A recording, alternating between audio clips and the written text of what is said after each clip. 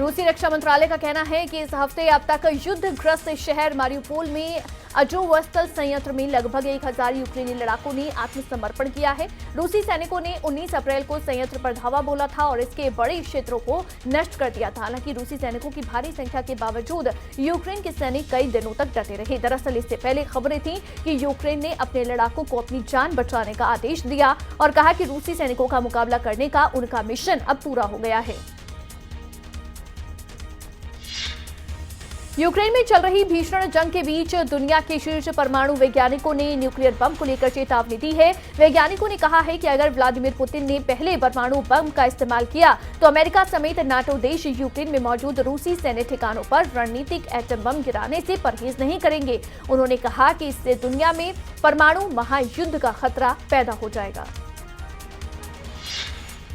भारत ने गेहूं के एक्सपोर्ट पर बैन लगा दिया है। 7 ताकतवर देशों के संगठन G7 ने इसकी आलोचना की, लेकिन चीन ने इस मुद्दे पर भारत का बचाव किया है।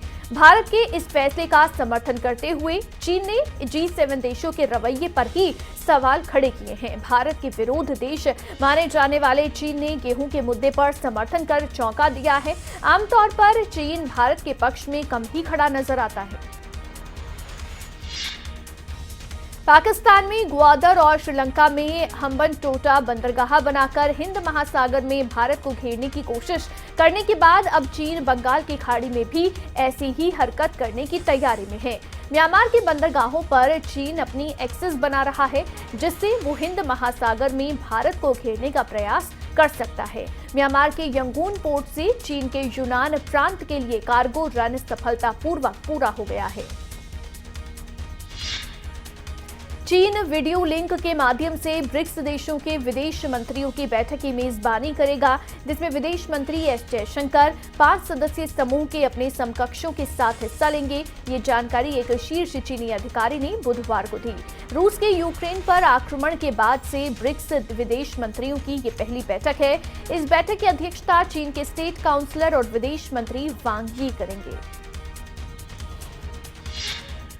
पाकिस्तान की इकोनॉमी तेजी से दिवालिया होने की तरफ बढ़ रही है। डॉलर के मुकाबले पाकिस्तानी रुपए की कीमत करीब 200 हो गई है। माना जा रहा है कि गुरुवार को $1 के बदले 200 पाकिस्तानी रुपए देने होंगे।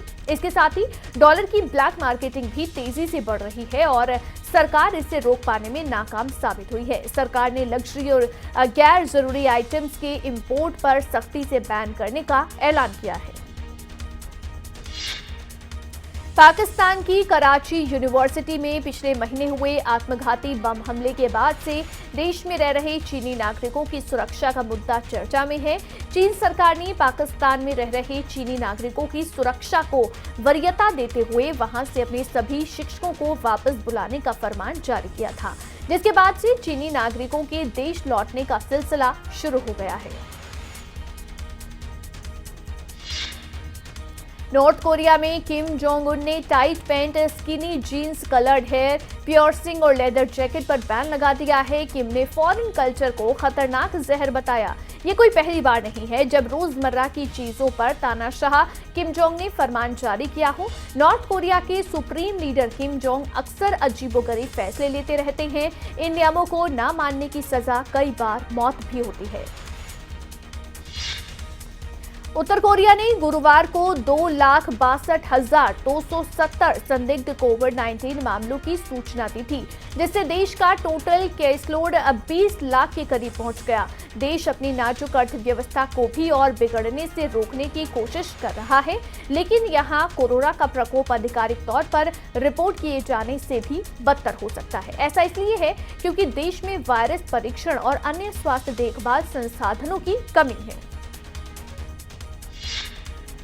भारत में कोरोना वायरस के नए मामलों की रफ्तार एक बार फिर से बढ़ी है।